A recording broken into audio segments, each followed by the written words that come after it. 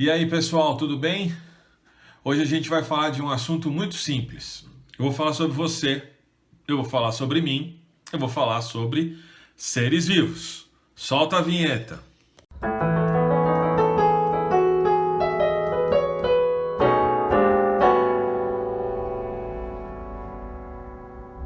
E aí, pessoal, voltamos aí.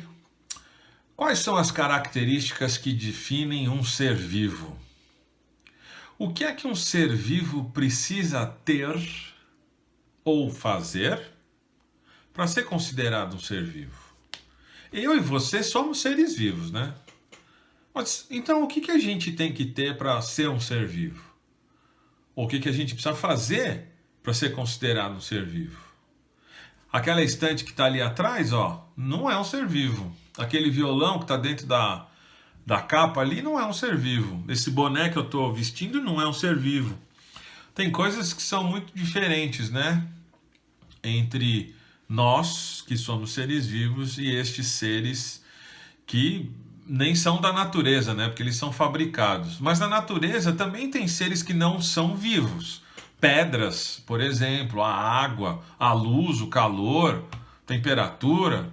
Essas coisas não são vivas. Mas então o que é um ser vivo? A primeira coisa muito importante que a gente precisa saber é que todo ser vivo, sem exceção, é formado por células. Esse ser vivo pode ser formado por uma única célula, que são os seres unicelulares, ou o ser vivo pode ser formado por várias células, como os pluricelulares, que é o nosso caso. Essas células, para se manterem vivas, vão ter que fazer pelo menos duas coisas. Uma delas é a respiração. Essa célula precisa oxidar nutrientes e a partir dessa oxidação precisa gerar energia para ela se manter viva, evidentemente. Agora, se ela precisa ter nutrientes dentro dela, este ser vivo obrigatoriamente precisa se alimentar. A gente tem vários tipos de alimentação. Nós temos seres que são herbívoros, nós temos seres que são onívoros, nós temos seres carnívoros, hematófagos, filtradores, nós temos seres frugívoros, seres nectarívoros e até temos seres que produzem o seu próprio alimento, como é o caso das plantas e das algas. De alguma maneira, esses nutrientes precisam entrar nesse ser vivo. E sem esses nutrientes, esse ser vivo pode viver até por um determinado período de tempo, mas muito pouco. O ser vivo precisa ter células, o ser vivo precisa respirar, o ser vivo precisa se alimentar. Além disso, o ser vivo vai precisar de um ambiente próprio para sobreviver. Não adianta nada eu ter todo esse aparato se o planeta Terra fosse totalmente recoberto por água. Provavelmente os seres humanos não existiriam aqui. Não seria possível a vida para nós. Da mesma maneira, um golfinho, se não tivesse água no planeta, também não existiria. Um golfinho não é um ser vivo terrestre. Portanto, os seres vivos também vão precisar de um ambiente favorável para a sua sobrevivência. Mas uma característica extremamente importante de todo ser vivo é que todo ser vivo consegue uma autorregulação. Claro, nós somos influenciados pela luminosidade, pela temperatura, nós somos influenciados pela umidade do ar, somos influenciados por várias coisas que estão fora do nosso corpo e coisas que estão dentro do nosso corpo, dentro das nossas células. Mas essa capacidade de autorregular-se só os seres vivos têm. Pedras não fazem isso. Substâncias químicas da natureza não se autorregulam. Não tem capacidade para isso.